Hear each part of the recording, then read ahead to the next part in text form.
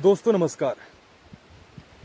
हिमाचल प्रदेश के युवा नेता, विधायक और पूर्व मुख्यमंत्री राजा वीरभद्र सिंह के सुपुत्र विक्रमादित्य सिंह ने एक अखबार की कटिंग की पोस्ट डालते हुए लिखा है कि मैं छात्रों की आवाज को दबने नहीं दूंगा। मुझे हैरानी हुई विक्रमादित्य पर भी और हैरानी हुई उस अखबार वालों पर भी जिन्होंने इस हेडलाइन को दिया और सिर्फ जो विक्रमादित्य सिंह ने कहा उसी को छाप दिया। विक्रमादित्य सिंह से मैं सीधे शब्दों में पूछना चाहता हूं कि छात्रों की आवाज को आप दबने नहीं देंगे तो फिर छात्र राजनीति को, छात्र चुनाव को बंद क्यों किया? और आप ही के पिताश्री के शासनकाल में हुआ। हिमाचल प्रदेश के ही नहीं, देश के कई बड़े बड़े नेता छात्र राजनीति से निकले हैं। लेकिन फिर क्या हुआ? जब हिमाचल में छात्र नेता सक्रिय राजनीति में उतरने लगे तो आपने छात्र राजनीति को बंद कर दिया।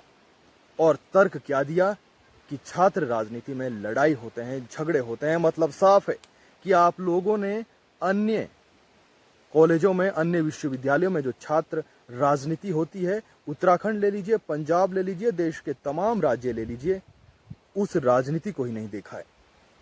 हिमाचल प्रदेश विश्वविद्यालय में अगर गुंडागर्दी होती है, लड़ाई होती है, तो ये रोकना किसका काम है? ये सरकार का रोकना काम है, जिस पर वीरभद्र सरकार विफल हुई और अंत में उन्होंने छात्र राजनीति को बंद कर दिया।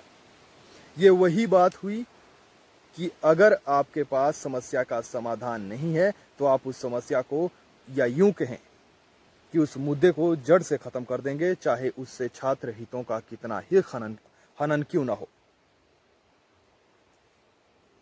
कई विश्वविद्यालयों में, मैं अन्य राज्यों की बात कर रहा हूं, कई विश्वविद्यालयों में छात्र राजनीति में खूनी संघर्ष होते हैं, लेकिन सरकार का काम है कि उसे रोका जाए, बल्कि ये नहीं कि छात्र राजनीति को बंद कर दें।